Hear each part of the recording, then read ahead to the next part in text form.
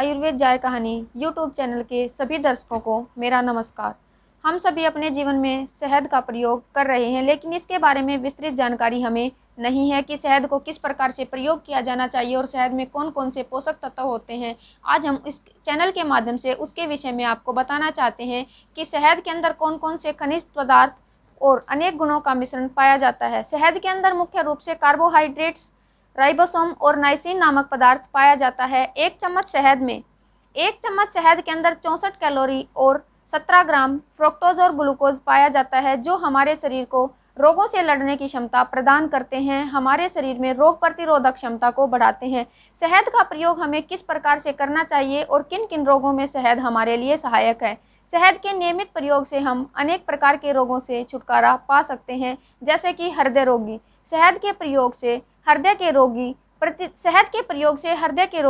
हृदय की बीमारियों से छुटकारा पा सकते हैं, क्योंकि शहद खून को साफ करने का कार्य करता है और हमारे शरीर की इम्यूनिटी पावर को बढ़ाने का भी कार्य करता है। शरीर में वजन का कम होना और बढ़ना दोनों ही एक बीमारी का रूप होते हैं, जिसके लिए शहद कारगर है। शहद का अच्छी प्रकार से प्रयोग करने से वजन को कम भी किया जा सकता है और उसको बढ़ाया भी जा सकता है। हमारे शरीर में अनेकों बार ऐसा होता है कि कोई कट या घाव लग जाता है, जिसमें शहद हमारे लिए एक दवाई का कार्य करता है। शहद में एंटीसेप्टिक गुण होते हैं, जो कटे हुए या जले हुए हिस्से पर लगाने से घाव को तुरंत भर देते हैं, और शहद है वह हमारे शरीर में रोग प्रतिरोधक क्षमता को बढ़ाता है। शहद गले की खराश को भी कम करता है। एक चम्मच अदरक के रस के साथ शहद को मिलाकर लेने से गले की खराश में तुरंत राहत मिलती है।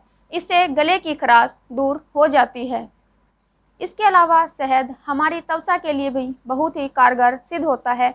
शहद का प्रयोग करने से त्वचा चमकदार बनती है। नींबू और शहद को त्वचा पर लगाने से त्वचा में रूखापन नहीं होता है, और दूध और शहद को त्वचा पर लगाने से त्वचा चमकदार बनती है।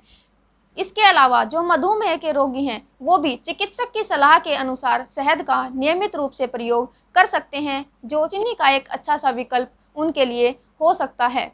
इसके अलावा शहद हमारे शरीर को अनेक सी क्षमता प्रदान करता है, और शहद का प्रयोग हम कैसे कर सकते हैं और किस प्रकार से कर सकते हैं।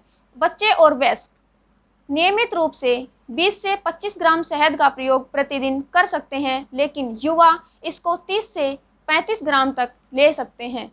इसके अतिरिक्त दमा रोगी भी खून की सफाई के लिए या अपने शरीर की क्षमता को बढ़ाने के लिए शहद का प्रयोग कर सकते हैं। बच्चों को शुरुआत से ही शहद का प्रयोग करवाया जाना चाहिए, जिससे उनकी याददाश्त में बढ़ोतरी होती है और उनके नए खून को बनने में मददगार साबित होता है। आशा करती हूँ कि आप सभी आज की वीडियो के बाद अपने जीवन में शहद का प्रयोग नियमित रूप से करेंगे। आप सभी इस वीडियो को देखने के बाद नियमित रूप से शहद का प्रयोग अपने जीवन में करेंगे, और यह आपकी रसोई का अहम हिस्सा होगा। कुछ लोग मानते हैं कि शहद गर्म होता है, या कुछ मानते हैं कि शहद ठंडा होता है, लेकिन ऐसा नहीं है। शहद को जिस भी रूप में प्रयोग किया जाता है, वह वैसा ही रूप धारण कर लेता है।